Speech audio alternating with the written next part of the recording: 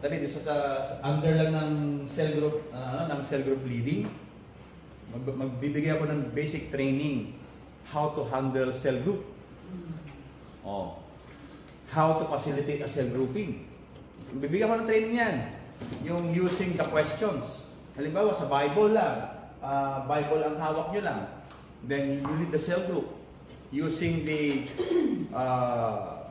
observation, interpretation, and application. Observation question from the text. Interpretation question. And application question. Halimbawa, Matthew chapter 4, verse 4. Halimbawa lang yun. Ano ibig sabihin ng sino nakakapagkabisado niya? Yung verse lang yun. Matthew 4:4. Anyone? Kabisado niyo? Remember the verse? No. Go. Ha? Bakit ilang tinapay na bubuhay? At sinabi ni Jesus, di ba? Hindi lang sa tinapay na bubuhay ang tao, kundi sa bawat salita ng Diyos na namumutawag sa kanyang labi. Yun yung translation ng mga mabuting Biblia. Okay. Question of observation. Pag sinabi mong observation question, yung nakikita doon sa mismong verse na yun. Sino ang nagsasalita sa versikulong yan? Sagot. Maliwanag, di ba? Sinabi nga ni Jesus eh. So, yun yung question of observation. Kumbaga, as you facilitate the cell group, may text ka lang. Ito lang, sino po ang nagsasalita sa text? Eh, obviously, nagdoon si Jesus. Ayan. At kung ikukunin mo yung context, sino po ang kausap ni Jesus dito? Di ba? Yun yung question of observation. Things that is observed in the text. Si Satanas. Ayan, di ba? At ano ang sinabi ni Jesus sa Matthew chapter 4, verse 4 kay Satanas? Andun ulit doon, di ba? So parang inaano mo lang, question of observation. Ngayon, sa interpretation, ang tanong, bakit sinabi ni Jesus na hindi lang sa tinapay na bubuhay ang tao, kundi sa bawat salita ng Diyos? Bakit sinabi yun? Sagot kayo.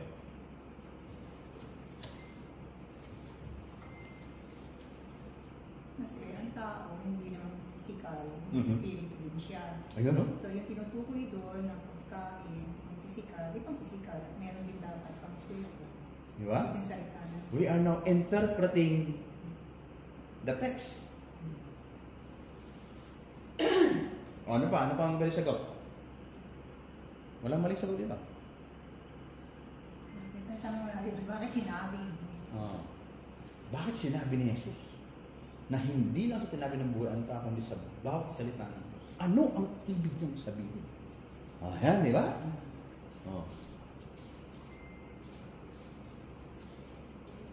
Pwede mo na sabihin, bakit sinabi ni Satanas na gawin mong bato ang tinapay ng batong yan? Di ba? Baliktad mo. Di ba? Gawin mong palabok ang batong yan. Yan ang question of interpretation. Of course, ikaw as a leader, siyempre, nauna ka na nag-aaral, di ba? Binabato mo na lang. Baka kung tanongin ka, ano nga po ba? Pati Edgar, ano nga po ba? Bilat ka na.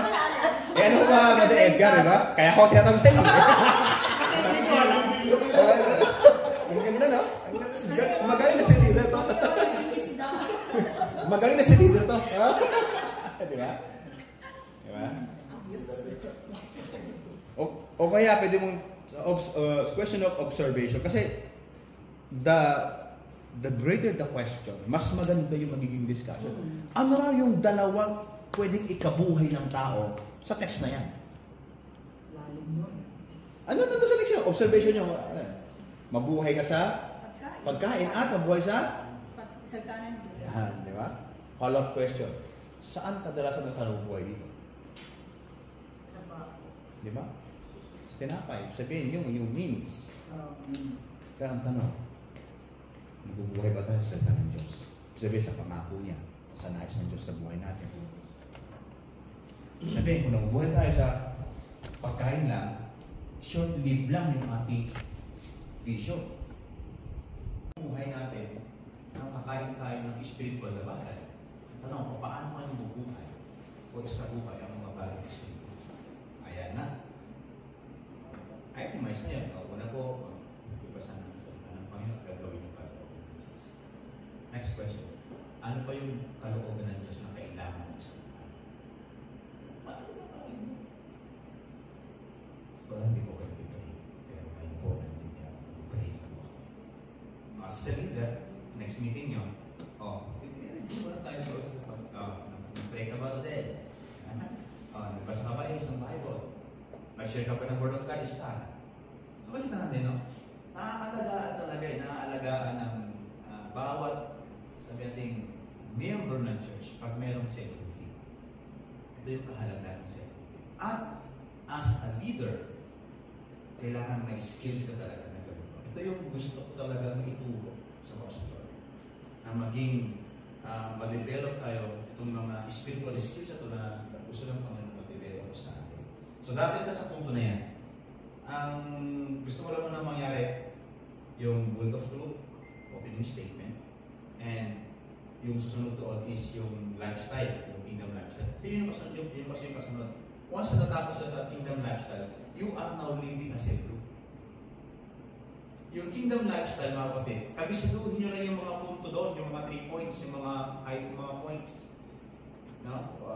Maganda siya binabasa ninyo, pero mas mga kabisiduhin nyo lang yung mga highlight na points doon. Paano ito, magkaroon ng buhay na wala hanggan. Siyempre, sa magandang testimony mo, Father Chris. Kasi yung testimony mo, ikaw mismo nakakaalam sa puso mo kung nananampalataya ka o hindi. Diba?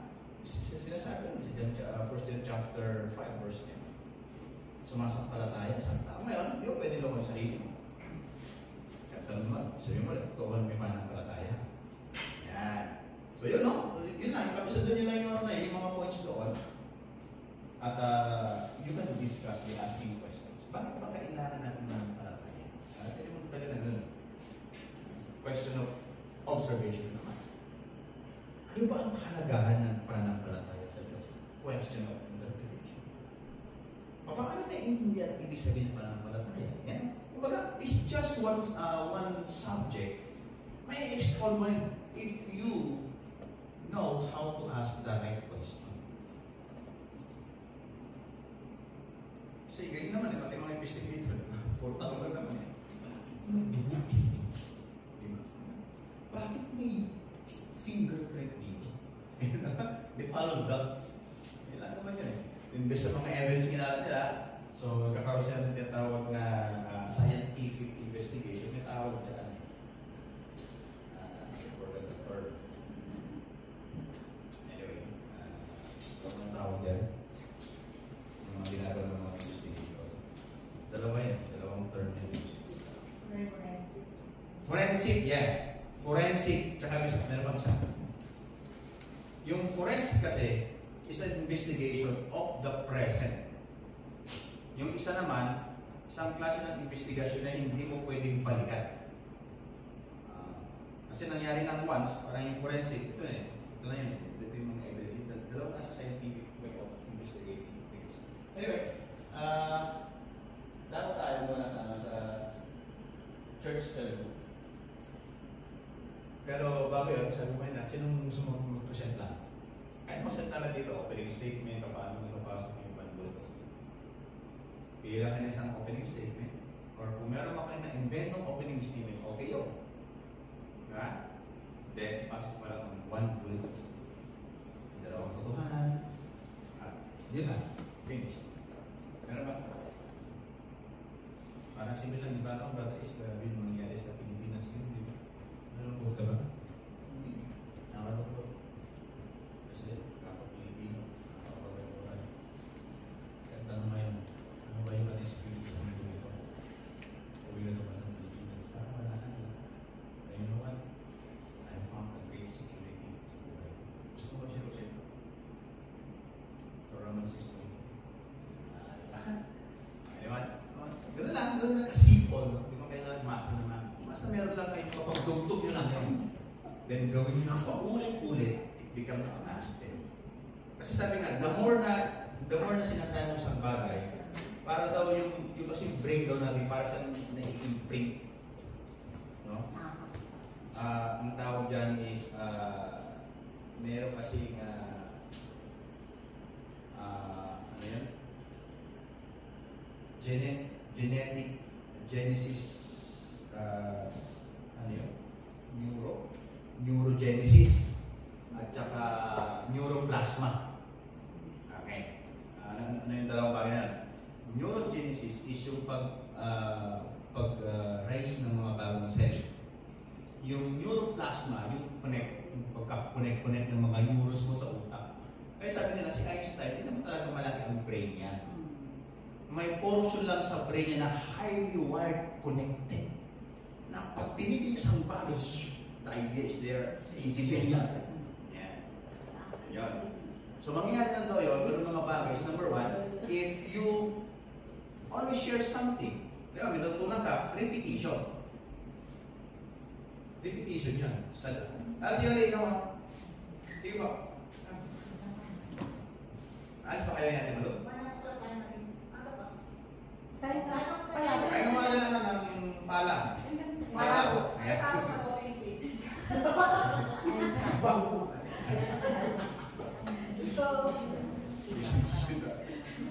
So, kailangan magkaroon ng brain regeneration at saka brain, yung natawag natin genetic plasma. Connect yung utak. Connector yan eh. Kasi ganda yung idea eh. Yung gumana, di ba? Iba naman yun. Walang tornilyo. Kalog kasi, di ba? Ang ibig naman ng tornilyo, kalog, di ba? Kalog yun, di ba? So, yun daw yan ay sa mga highly, if you want to have a good brain memory. So, new genetics, genesis and genetic plasma. So, nangyari na yun, pag-reading ka tapos you do always something. Okay? Start. Kahit na ba? O, sige po, sige. So, hindi ba kailangan talaga yung basta may connect na lang yung one will go through and yung tatawag natin opening statement.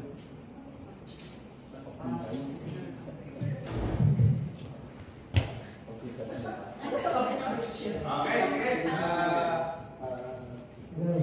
Okay. Lights, camera. Action.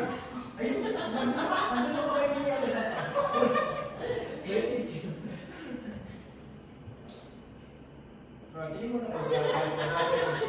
Patingin mo na. Basta kaya yung Star, kumusta ka na? Hello po. Ito, tita, medyo, kung ngayon ay neto mga nakaraan, parang may mga naririnig akong chismis, alam mo na.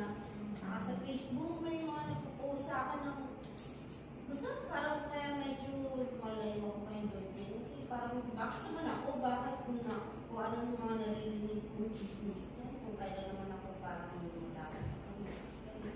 Kung ano ba yung tama ko yun, nakakalukot, pero naiintindihan ko yung nararamdaman mo. Kasi pinagdaanan ko yun.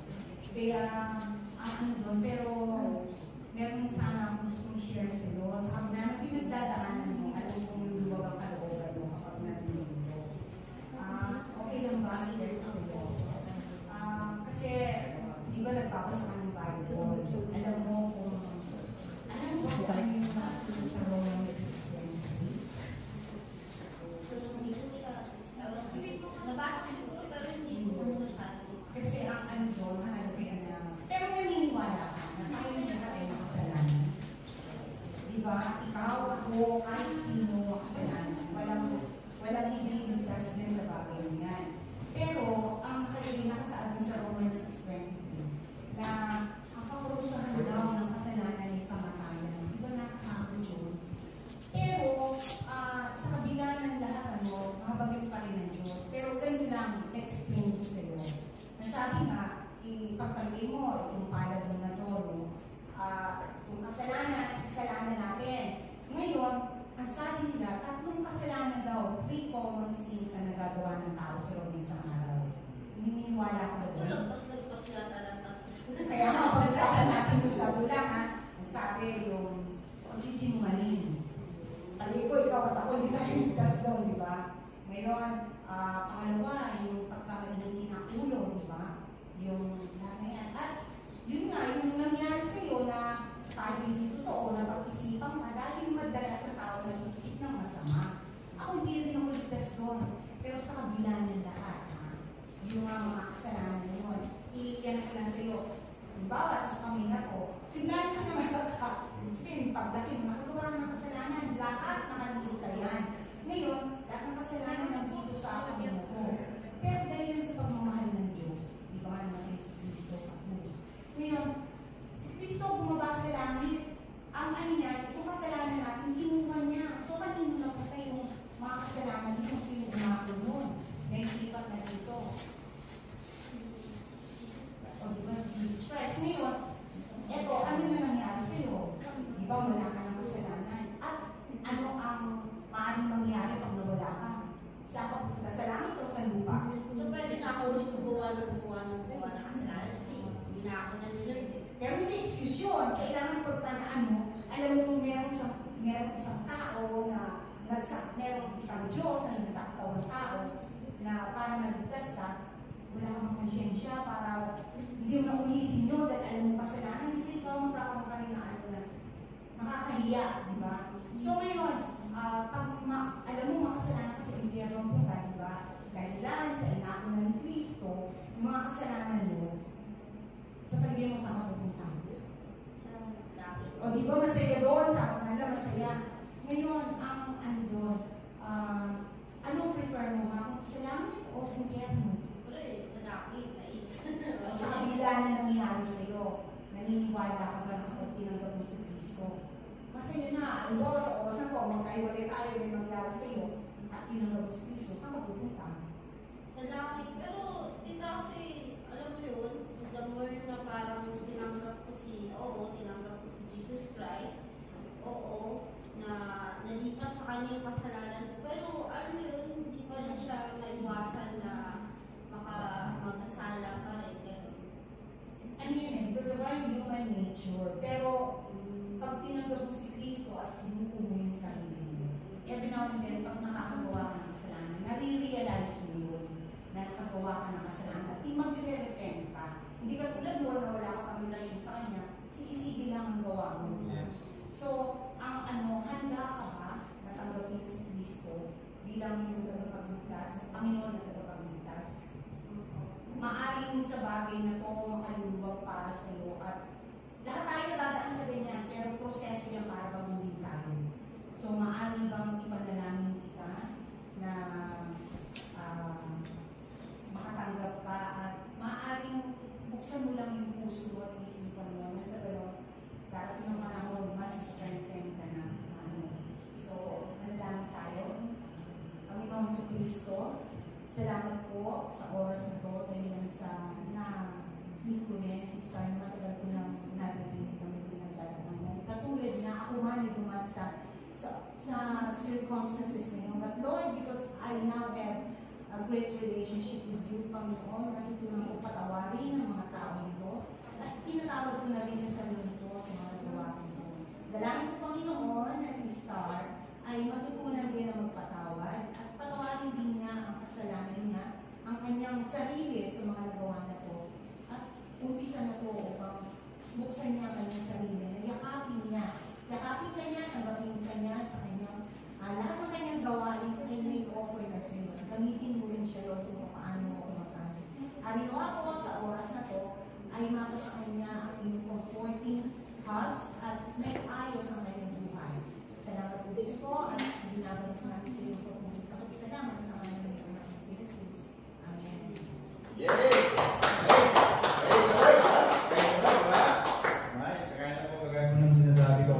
Diba? Ngayon, mas nakikita ko, nagiging mas oriented na kayo sa mga sinasabi. Kasi it's repetition.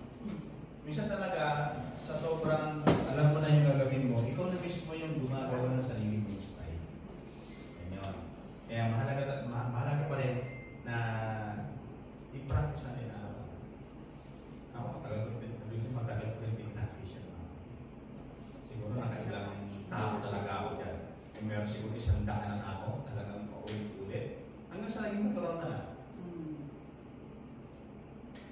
ba yung isang taong papractice, pero right after that, you become mastery. Kung makita mo alay tao, oh, ano sabihin ko sa'yo? Malita ang ganyan kasi. Minsan, usa na lang na share mo eh. Usa na lang eh. Pinagandahan ng mastery. So now, dahil nga, na-share mo na ng one bullet of truth, maganda yung pagkakashare mo. Of course, papasok dyan yung kingdom lifestyle. Yung ibasa na dyan is 1 John chapter 5 verse 10 and 11. Doon sabi natin, no? Kung print pa rin tayo siguro talaga ng copy. It is, yun, napakalight lang talaga ng, ano yun, ng materials na yun. You can lead a small group na yun using that. So right after, pitong lesson yun eh, hanggang sa pagbibigay, alam ko yun eh.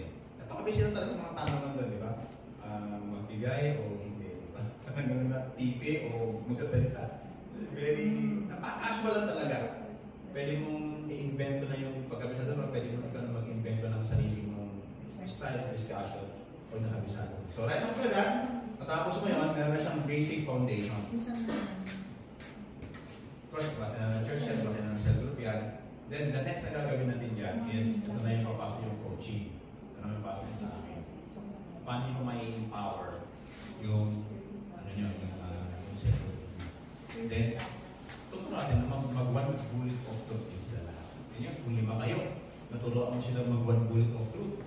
Eh, bawat isa yun, magsishare din ng word of God yun. Makakuha lang tinitik isa yun. After 2 months, parang 5, hindi sa buhay. Diba? Ganyan yun eh. Eh, isa pa kayo, isang tao, mga 3 kaya niya, isiran. Hindi alam kung sino ang mga potential doon sa mga sisiran natin. Hindi alam, hindi know. You know. So, you are now going to a cell grouping. Ikaw na yung pinakatatay o pinakananay. Pag lumaki man yun, kumbaga, DNA mo lahat yun. Ikaw ang kikilalanin noon. Diba? Siyempre, yung 5 mong hinawakan, ikaw yung mentor. So, ang gagawin mo, hindi mo kailangan hawakan yung sabi 10 na yun, yung 3 hawakan mo. O, palo, kayo 3, 10 na tayo. Yung 10 ha, hawakan mo, ipalo mo sige ito gawin mo. So, ikaw naman yung nag-mentor. Habang mini-mentor ka, mini-mentor mo rin. Yun yung power, yung tawag dynamics of leadership. Sabi nga, ang dynamic of leadership, kailangan meron ka raw yung parang bababa sa'yo, yung kinu-coach mo, at may nag-coach sa'yo from taas, at meron ka rin mga kaparehas na sinasamahan. Yun yung dynamics of leadership. Parang ito, pare-parehas kayong nagsisira ngayon, tapos dapat kayong mga mini-mentor, at dapat may nag-mentor din sa inyo. So you are now in the dynamics of leadership. Hindi yung parang ikaw lang, tapos yung mentor mo, dalawa lang kayo, ano hindi na usapan ninyo. Di ba? So, yun. Ngayon, ito talaga yung gusto kong isa pang matutunan natin, yung kahalagahan ng cell grouping. Sabi mo sa inyo, nagagawa natin ito, alam natin ito, pero let me see something about church cell group. Okay? So, ano ba talaga ang cell group? Ano ba talaga ang, what is a cell group? Based on your understanding. Brother Ace. Ano talaga cell group? How do you understand?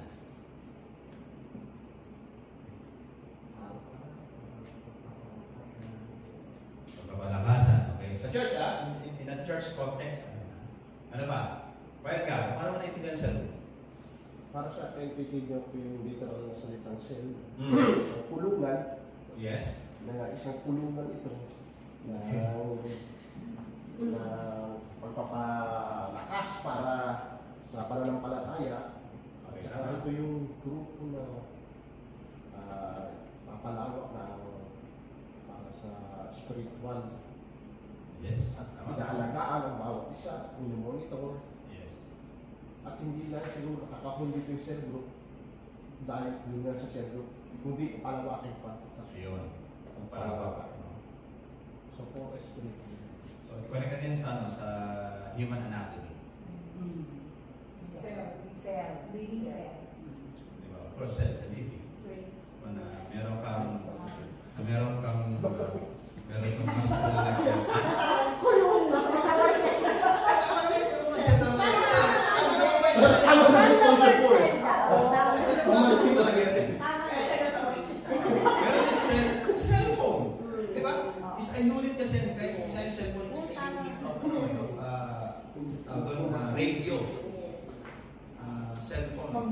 Communication. Diba? Madalis pumatay nga ito nasa pag-off ng ilaw. Nag-reflect siya, no? Nag-reflect siya. So, ito yun. Ito yung sa mga definition ng cell group in a church context. Yan. Meron silang regular. Yan. Na meeting. Ito ba? These groups are often called, ayan, maraming tawag. Cell group, home group, life group, CCF, D group sila, di ba? Discipleship. Pwede naman tayong E group, di ba?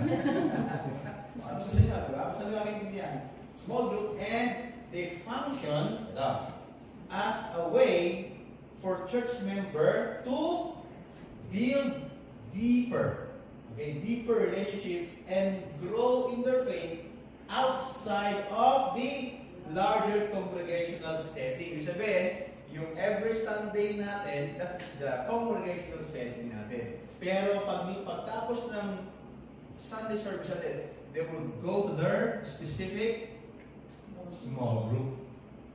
Yan ang set. Kasi ang pinag-uusapan doon ay magkaroon ng pangangaras ng Panginoon, panalangin, at paglawag espiritual. At doon mas lumalalim ang kanilang relasyon sa Panginoon at mas lalong lumalakas ang kanilang pananampalataya. Yan ang function ng cell grouping sa church. Kaya pag marami ng mga cell group sa church, ibig sabihin, marami nang na-train na cell leader. Cell leader, pwedeng isa sa mga tumutugtog sa church. Yung cell leader, pwedeng isa sa mga nagwawali sa church. Ayan, di ba? Yun yung function eh. Meron siyang ministry sa physical church na activity siya, tumutulong sa gawain ng Panginoon. Pag may mga special events, sila yun yung mga nag-facilitate. At meron din siyang specific na hinahawakan. Yan talaga ang work of ministry, mga kapatid. Kasi minsan, na-highlight yung mga drums, worship. Hindi ko sasabing hindi part yan. Pero ang pinapagawa talaga ng Panginoon sa ating disciples.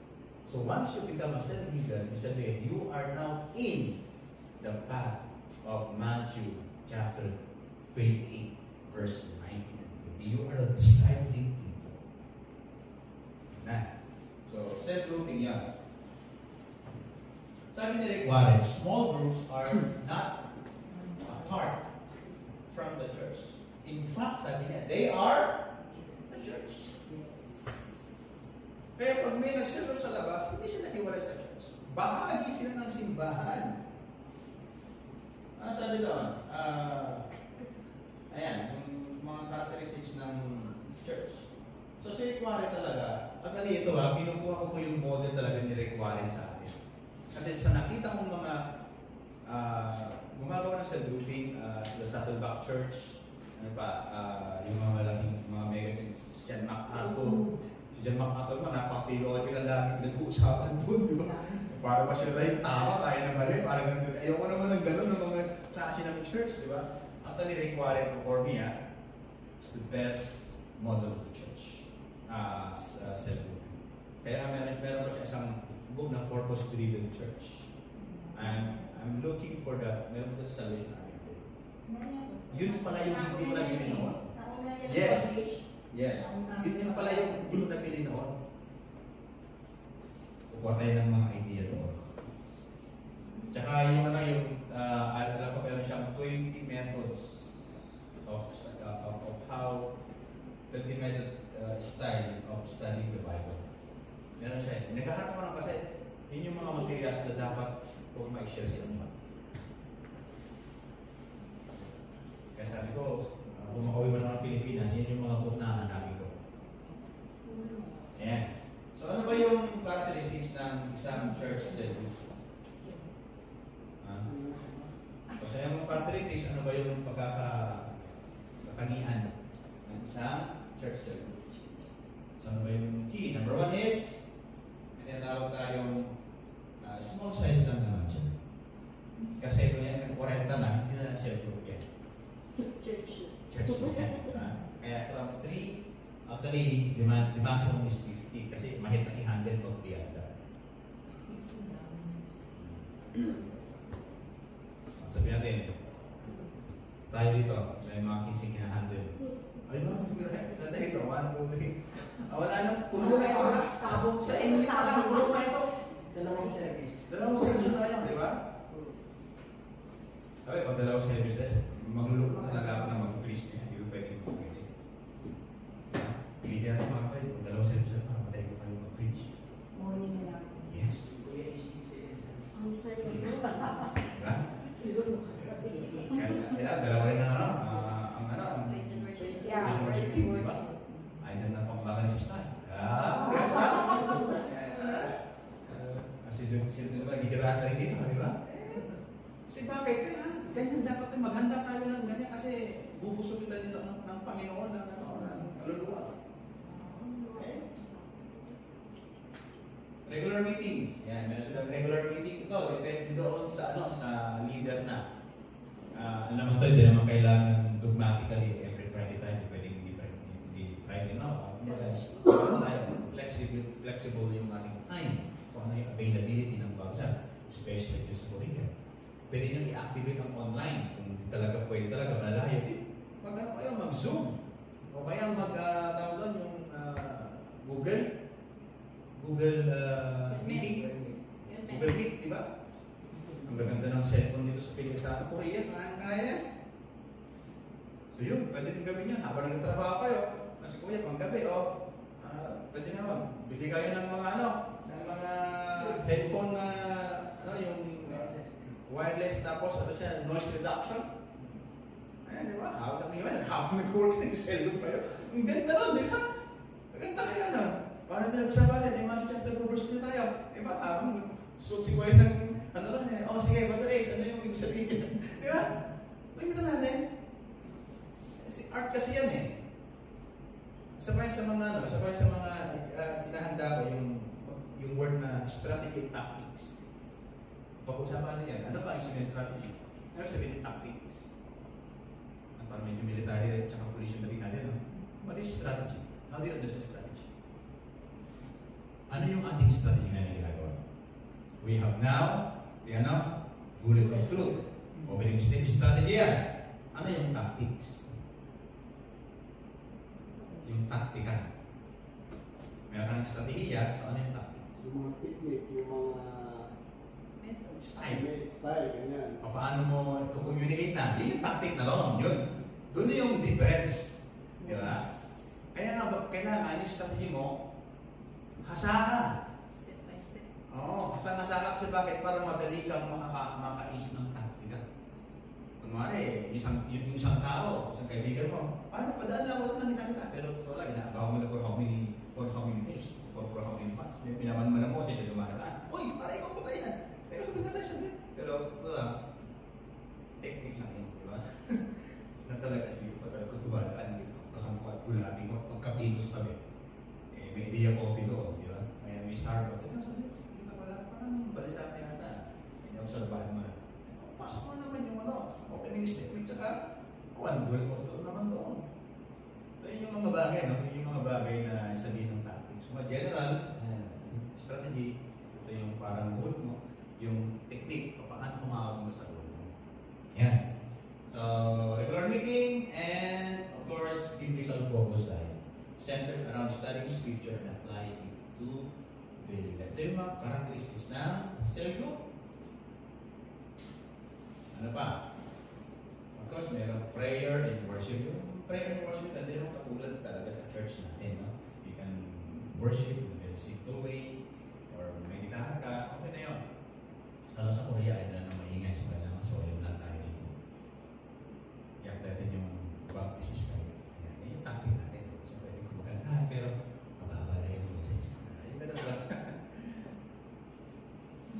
And ito, fellowship and support. Encourage spiritual care, accountability, and discipleship. So, kaya natin na talagang we care each other. Talagang mahalaga. So, yan yung mga characteristics of cell group. And evangelism and outreach. Some cell group also engage in outreach, inviting new members and serving the community. So, from the cell group, itong cell group ninyo, paano tayo maglilingkod sa komunidad ng Pilipino dito sa Korea? Pwede kayo mag-usap. Gusto nyo, pare, no? Pwede sa tawagan. No? Pwede yung pangalanan ng inyong grupo. Halimbawa, the Nehemiah Group. Pwede yun, di ba? Ano bang mga Woman of purpose. woman, ano? Kaya ano, aklasan makajos, di ba? Medyo pagkaano, no? Pwede naman, di ba? Medyo may pagkaano dating, di ba? Aktivista dating, di ba? Aklasan makajos, di ba? Ganun, di ba? Ganun. So, pwede sa inyo, ano ba yung pwedeng contribute natin sa ating mga kapag-Pilipino? Tatarget lang kayo sa figure talaga na as in, wala pa church. Pili nyo ng 2 sakong bigas. Ayun, more bread pa rin. Gusto mo kami bless. No string attached. Ano lang. So, you are not serving in the community. Yan. Kaya, may pamilya ng, alam natin, may kababayan ko na nahihirap magpadala ng pera. O, usapin natin ito sa Pilipino. Pare, padala mo sa akin. Yan po, narinig ko yung prayer mo na wala tayo sa pagpapaalam ng anak mo. We should feed. Okay. Naku, baka lumuhod sa luha kayong mga Pilipino pag gano'n yung nangyari sa church natin. Dahil naku, sabi ko sa inyo, baka ang luha dito. Kasi bakit? We become now relevant. Na hindi tayo church na pag nanonood lang tayo every Sunday, naging irrelevant tayo sa komunidad. Hindi ba alam na Christianity ang napuro ng tatag ng mga hospital at mga schools? Christianismo. Orphanage, Christianismo po yan. Hindi lang galing sa mga ateista yan, mga walang Diyos. Sa atin nagsimula yan. Hindi lang nila yung group of atheists, sabi niya, kung kayo mabubuhay sa isang lugar na may influensya ng Christianismo o wala. You know what? All the atheists, all of them almost, gusto nila pamuhay sa isang lugar na may influensya ng Christianismo. Oh, you see? They cannot deny the reality. So yun, ito yung prayer ko. Pag nabuang sa grouping, huwag na ako, meron tayong mga pinapadalhan ng mga original ng mga kabayan natin. Dinutulungan, monetary, in anything. Yan dapat ang sabi. Pag nabuo na rin yung mga pala nangyari sa simba, sabi ko, kulang na kulang yung mga kulang na kulang. Baka nakapila tayo sa taas na. Tataas na tayo. Praise na naman, di ba? Pagkapos ni Senior Pastor, ano naman, King ba na? Tapos tayo naman sa sabi ko, mga Pilipino pala yung mga yan. Diba?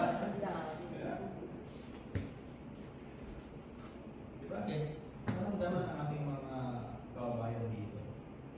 At ito ang Church ng Panginoon. Tumutulong. So yan yung pangarap ng inyong lingkod at mangyari sa ating kababayan. Amen. So ano ba yung vitality of self-grouping? Ano yung kahalagaan? So nakita natin yung characteristics. So ano yung kahalagaan ito? Ating church. Bakit kailangan mangyari at kailangan gawin? Kasi ang mga kahalagaan nito ay sabi doon sa Matthew chapter 18 verse 24, where 2 or 3 gather in my name, sabi ng Panginoon, I am with them. Ibig sabihin, in every cell group, kasama ng Panginoon. Diba? Kasi ba, alam ko ibig sabihin, they are agreeing in the name of Jesus. Sabi na parang, if you agree in my name, I am with you. And we always agree in the name of Jesus sa mga cell grouping na yan. So sabi ni Henry Cloud, we are shaped by the people we surround ourselves with. And sabi doon, in small groups, we find, ito gusto kong makita ninyo, spiritual friendship that transforms us. So yung ating gathering is not a social gathering. It is a spiritual friendship or spiritual gathering. So sa cell grouping, spiritual, ano yan, friendship yan. Doon tayo konektado sa isa't isa. Totoo lang ako po, no? Based on my experience, totoo lang, mas lumago talaga ako sa group. Ako, hindi sa church. Tama yun. Every Sunday, nagagamit. Pero ito lang, in small group talaga ako lumago. Kasi bakit doon ako nakakoach? Doon ako nasasabihin na, alam mo, Rafi, ito gagawin mo. Doon ako tinuturuan ng basa ng Bible, mag-interpret ng Bible. Anong gagawin mo? Mas lumago tuloy ako. Small group. Yung church kasi every Sunday, general yun eh. Let's worship the Lord. General lang yan. Di ba? Ang testimony, mga general lang yan. Sa proclamation ng faith lang, sa lahat ng mga nananampalataya sa Panginoon yung every Sunday natin. Kaya nga, ang tawag every Sunday, yung Sunday naman, celebration. Celebration ng mga cell. Yun. Di ba? Ganda, di ba? Hindi yung parang concept na, hindi, mag-church tayo kasi nandun ang Panginoon. Hindi. It's celebration, how God is faithful, how God is very powerful, how God is awesome. Kasi ba sa center pa naranasan ng Panginoon. Kaya pagdating ng Sunday, grabe, ako talaga ang worship service. Walang ibang sinisigaw pag nagpangalang Jesus. Kasi may nag-aalala. Kaya sabi ni Henry Cloud, ano ba yung book ni Henry Cloud? Ano sa book nito na The Awesome God? Anyway, diba, sabi ito ni Larry Stockton, a church without small group is like a body without a heartbeat. Why? Lacking the life and energy that comes from real connection. Nakalupag pala sa Korea, sa mga Christian community, especially sa mga Korean churches. Marami na ako sabi na saan mga commercial cellphone? Hindi. Every Sunday na sila. Sabi ba lang buhay? Hindi tayo papayag na wala tayong buhay. Eh ba? Hindi papayag na pwede na pupunta na ako, uupo, lalabas. Huwag niya papayag. Sabi na pakinggan mo doon sa isang pakinggan mo, sabi niya ganyan. When David killed Goliath, because David is anointed by God. Tapos sabi niya, in a simple word, ang mga taong anointed pumapalag. Sabi ko rin, come on, sabi ko, ang mga taong anointed, sabi niya ganyan, pumapalag talaga sa mga giants. Kasi bakit? They are called as the giant slayer. Sabi ko, teka na po, habang nagmamap ako, habang nag-uusap, hindi gusto sa siya. Sino niya pala ka? Kaya pala pa I'm just raising my boundaries. Kasi pag may tumatapos sa boundary, medyo kailangan. Di ba? Ibig sabihin, pag may mga problema tayo, ano gusto mong mangyari? Mga gano'n, di ba? Hinahawak ang problema eh. Tagal ko ng ano Hindi ko alam na anointed. Praise the Lord, di ba? Kaya ang mga taong anointed, pumapalag yun. Sa laban ng buhay. Okay? So ano ba yung mga, ano ba yung vitality of church group? Ano ba yung mga bagay ito? Number one, mahalaga ang cell group kasi bakit? Is a biblical model. Tama? Biblical yan eh. In Acts chapter 2, verse 42 and 47, maliwanag doon na itong mga taong naaralan ni Peter, so 3,000, right after, nag-cell grouping sila. Ano sabi doon? Basahin natin saglit. In Acts chapter 2, verse 42 and 47. Sabi doon, the early church in Acts chapter 2, verse 42 and 47, gathered in homes for teaching, breaking of bread, prayer, and fellowship, demonstrating the power of small grouping in building the church. Eh, ginawa nila. Mananalig sila, meron silang hiwa-hiwalay na gathering, meron silang big gathering. Kumaga, we are called to gather and to scatter, sabi nga eh.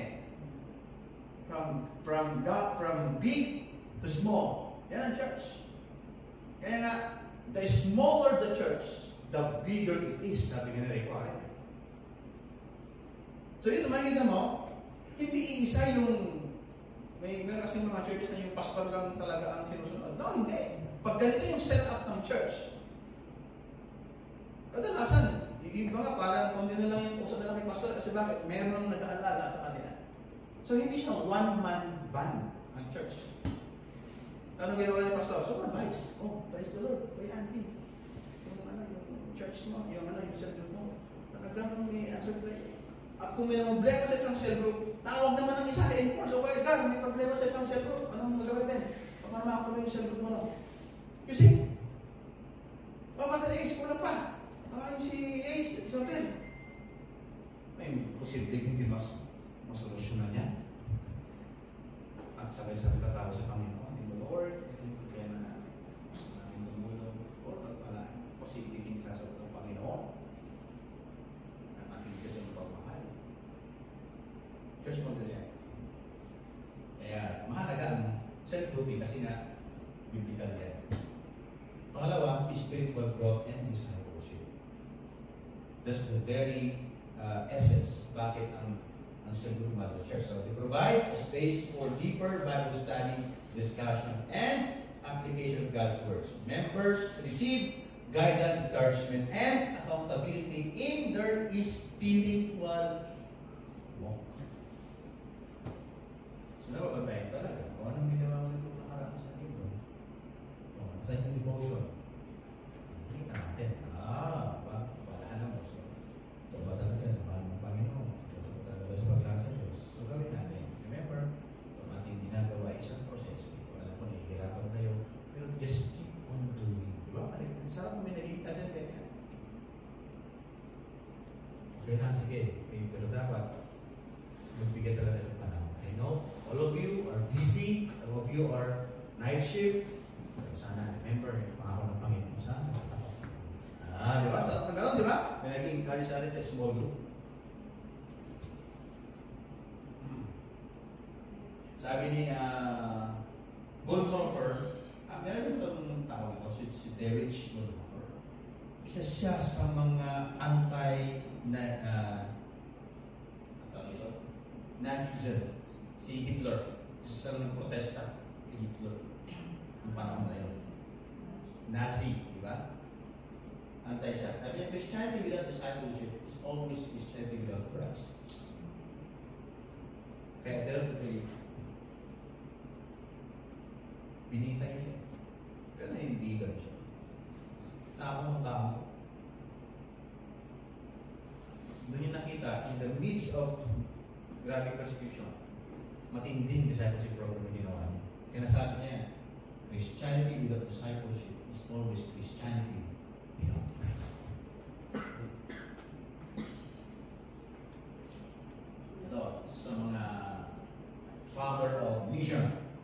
Kaya po lang, si Hudson Taylor, sabi niya, God's work done in God's way will never lack God's supply. Sabi niya, and discipleship is at the very heart of God's work. The father of mission, si Hudson Taylor. Ano ba? Stronger community and fellowship. Nagiging mas matatag, nagiging mas malakas ang koinonia dahil sa self-grouping.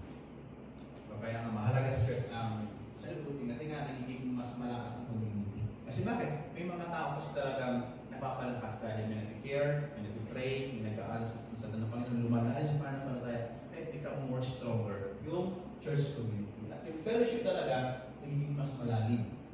At hindi na parang inuman ng kape, hindi na basta-basta nagbibilyan na, di ba? Basketball, meron pa mas deep connection. Kapag ng focus cell groups, foster close relationship, ensuring that no one feels isolated in a large congregation. Walang na-left out. Lahat may lugar. At sabi doon, members can share their struggles, victories, and life experiences in a supportive environment. A small group. Kaya ka mag-share doon. Especially pag yung small na yan is talagang trusted mo na yung mga tao doon.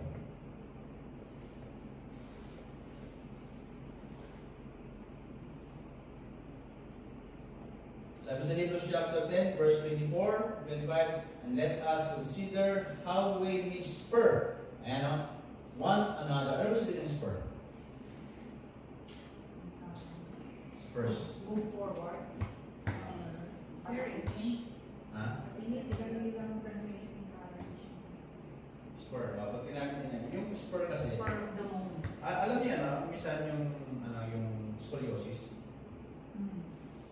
tuberculosis?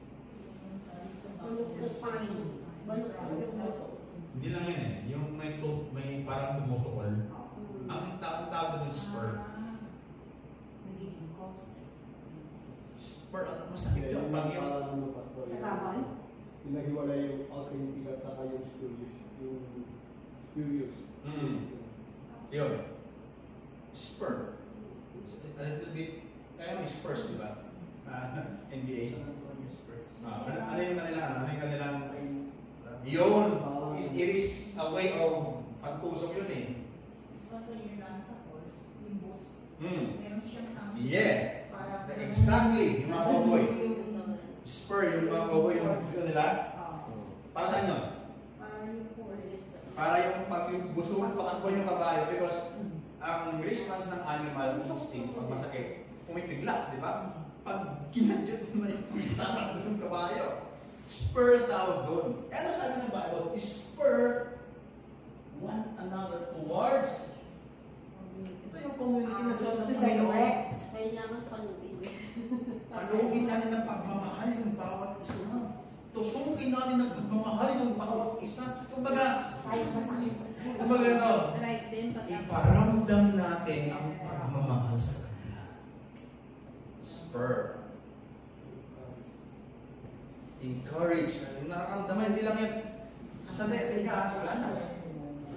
towards love and deeds. Di ba? Para sa'yo, bro, attend ka Sunday ha? Yun lang yun. Bro, attend ka. Sunday. Wednesday, pumunta ka sa bahay nila. Dinalan mo ng Jollibee. Wala naman Jollibee sa Pilipinas. Dinalan mo ng McDo. Bro, punta ka Sunday. Alam ko, pagod ka pag Wednesday. Kaya yan, something. Yan! Diyan naging relevance ang church. Yung sacrifice na halimbawa, si Rodel, no? Punta niya pa si Joey sa Pacho para dalalan ng Frank Burger. Lagi sa akin yun. Joey, talaga. Pagdalag kita nila. Grabe talaga yung trabaho. Tapos balik ka lang ulit. Oh, grabe! Tatake! Burger! Nagdinala mo pa? Bonjour! Yeah, baka maluha yung mga hatiram natin. Kaya pa ng mga Pilipino, pag nagawa tayo ng tama, parang alam mo, may utang na loob. Samantalahin natin, no? Diba? Pinapakita ko pa, isang sakong bigas, dala-dala ko mula Sol hanggang Daegu. Daegu pala, Daegu. Yung mahirap nilaan mo. Oo, diba? Iba may bukas yung Ang sayo ko lang. Yan eh. Spur yun eh. Ibig sabihin yun eh. Kasama sa hospital. Oo. Ganun. Na walang bayad. Sinama mo sa hospital, tapos pinakain mo pa. Ikaw pa nag-bite ng bill niya. Pinag-pray mo pa. Oh, my dear. Oh, come on. Lord, I pray. Hindi mangyari sa atin to. Diba? Ang isa relation. Magkabalik ko. Spur mo, sabi ng Panginoon. Love. Love and Good deeds. Hindi lang ka pwede love. May good deeds. With action. Word with action. spur, nararamdaman, pinaparamdam ang pagmamahal.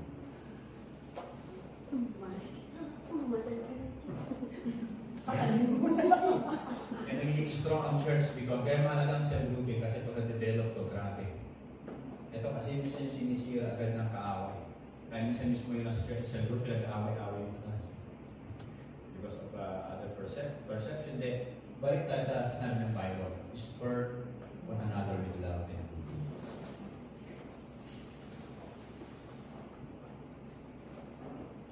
Sabi ni Billy Graham, churchgoers are like coals of fire. When they are clean together, they keep the flame aglow. When they separate, they're out. Totoo yun. Yung mga umalis na church. I don't know. Paano ba yung kanilang buhay spiritual? Buhay naman sila physically, pero spiritually, yun naman ang masasabi. I don't know. Kasi lahat naman tayo may buhay sa mundo ito eh. Tama? Pero ka naman ang klaseng buhay. Okay, siya natin. Then, ito naman tatawag ng prayer and pastoral care. So, hindi lang pastor ngayon ay hindi lang more on sa lahat na, dahil may mga cell leader na, ito na yung mga pastor na nag-aalaga sa small group. Yan. Kumbaga si pastor, may katuwang na siya, ay, salamat. Di ba? So, kung si pastor, yung mga leaders na lang, yung buong congregation. Dapat di kasi mag-break yung mindset na minsan mas, iba yung dating ng bisita ni Pastor. May mga So, kasi yung ano, nakagawian, yung, mga 80s, traditional, na kailangan talaga yung pare ko. Pati, ibig sa katoliko, di ba? Pag si father pumunta, iba. Pero mga sa Christian lang, pagbuhat mo sa linas. si Pastor.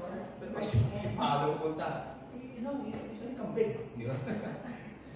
Natala natin minsan yan, even in our relationship. Pag si Father Ishan pupunta, parito mo na toyo si Father Ishan. So yun no, so kailangan yung pastoral care through those sa leader ay nagagawa nila maging pastor na at saka pastora sa small group na kanila na-handle. Groups serve as a support system where people can pray for one another and receive encouragement. Leaders can provide pastoral care on more personal level than what is impossible in large church setting. So may tumutuloy ba? May sa leader ka, may nakita ka parang kailan natukan, so pwede mo ibati-bati yun. Sana. Nakikita sa'yo. So nakatukan mo yung mahina pang mga tuba mo. Hanggang sa lumakas din. So yan. So nagkaroon ng personal level na communication. Kaya napakaroon talaga ng cellulose sa church. So sabi doon, be shepherd of God's flock that is under your care, watching over them, not because you must, but because you are willing, as God's blessed to be, not pursuing this honest gain, but eager to serve, not lording over it those entrusted to you, but being example. Yan ang church design of shepherding. Ako, hindi ko kayo pag-aari. Pag-aari kayo ng Panginoon. Pero, ang aking lang gawa sa inyo is to supervise. That's just that. To equip ka na siya, di ba? But, hindi ko kayo pag-aari. Pinagkakatiwala lang kayo ng Panginoon sa akin. At kung may kakayahan ko, yun naman yung ginagawa ko sa inyo. To equip you.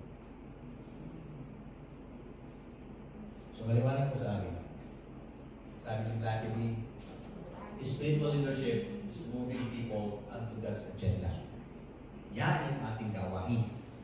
Kasama ko mga leader ngayon, yan ang gawain natin. We move people towards God's agenda. Na maituro sa kanila ang mission at vision ng ating church.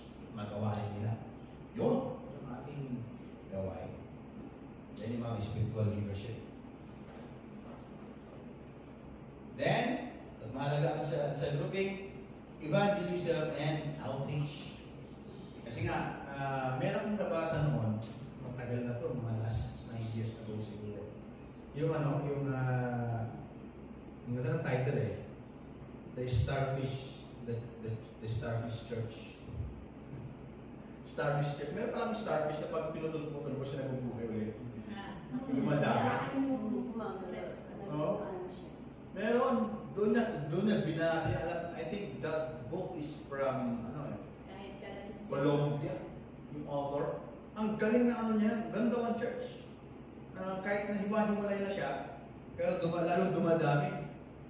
Which is nangyari sa New Testament, di ba? Nung persecution, di ba? Sumabog sila. Mas lalong dumami. Kasi bakit? Ang dami ng mga leader noon Mas lalong naabot yung Roman nga Even though emperor nga, nataka sila kung sino yung mga Kristyano yan Remember, without weapon, nakaabot sila doon sa throne ng emperor. Kaya nga yung kwento ng di ba dati merong software na Nero, bird ka, di ba po yan? Doon kinuha yan Yung si Nero, sinunog niya ang Roma, tapos sinisi ng Kristiyano. Bakit? May nagustuhan siyang Christian. Because Roman Empire, they practice duality. Ibig sabihin, lalaki-babae. Lahat kaya ng mga Roman Empire, emperor, bakla. may marites yan. Totoo! History! Kaya pag si Nero ako nag-meeting, kumusta na yung Jews? Ang pahag. Di ba? Totoo yun. Yun yung kanilang practice. Eh, siyempre, ayaw compromise ng Christian yung kanilang faith. So, kasi kung titignan mo ang Acts, no? From Acts chapter 1 hanggang, I think, chapter 16, wala naman Roman persecution. Jewish persecution lang. Kaya hinahabol si Apostol Pablo ng mga Judaizers. Kasi bakit? Pupunta si Apostol Paul sa Rome para humingi ng protection sa emperor, sa mga Christian. Kasi pinag-persecute sila ng mga Hudyo. Yun yung, kaya hinahabol lagi siya ng mga Hudyo yung reason. Basahin niya buong Acts. Yun yung reason talaga.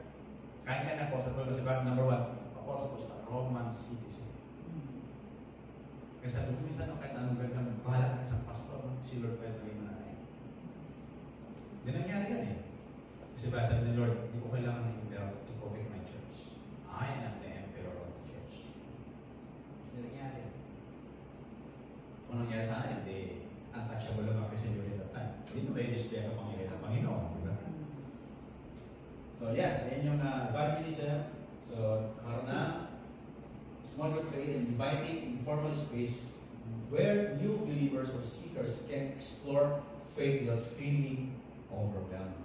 They empower members to share the gospel in their neighborhoods and workplaces. Become a natural na yun. Kaya nga sabi nga, New Testament, evangelism is their lifestyle.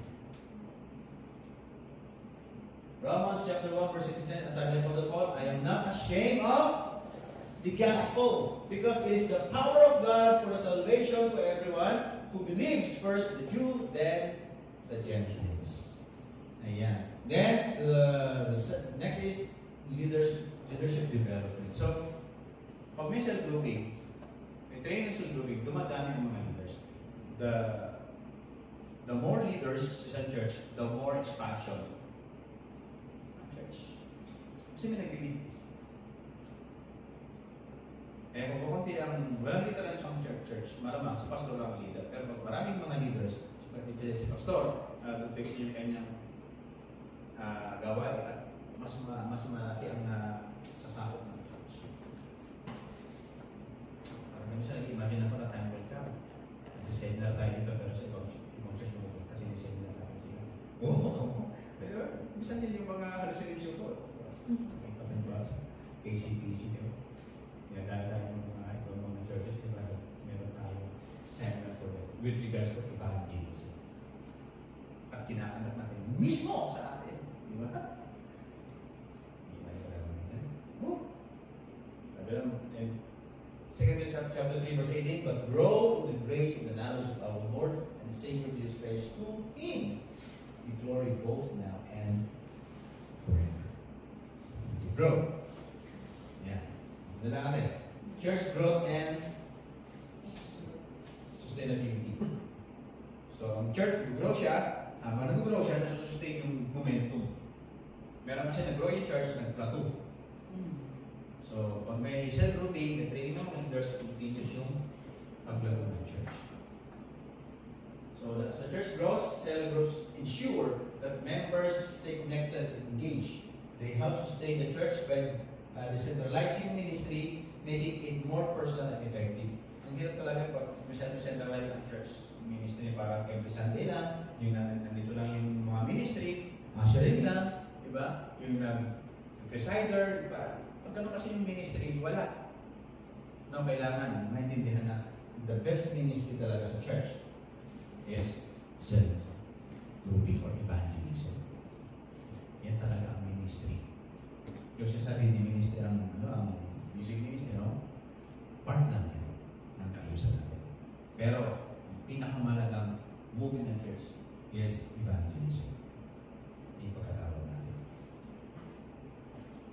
At sa mga self-grouping, doon na uhugot. Marunong pala mag-drums eh. Tutukin natin. Marunong pala mag-gitar, magpaawit natin. Diba? At least may training na siya. Alam niya na yung Hindi mo, ang galing! Natayo mo. Sabi ko na magaling talaga. Ay, yari. Pinatayo yung hindi pa ready. Kaya tayo doon. Kaya dapat magpapatayo. Naiintindihan niya bakit tumatayo.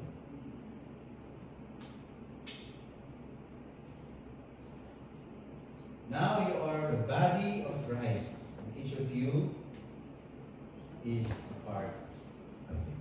Bahagi tayo ng isang malaking katawan ng Panginoon. Okay, so yan ang church cell group idea. Kaya mahalaga sa grouping sa aming church. At kayo po, my prayer for you is time will come, you will handle your own self. And don't worry sa kakayahan na meron tayo sa Panginoon. Yung kahit ko na kaya natin yan. Amen? Amen. Kaya natin yan. We can do it. Not by might, sabi nga ni Robert, not by power, but my spirit, says the Lord. Okay, pray po tayo. Hallelujah. Father, we thank you, Lord.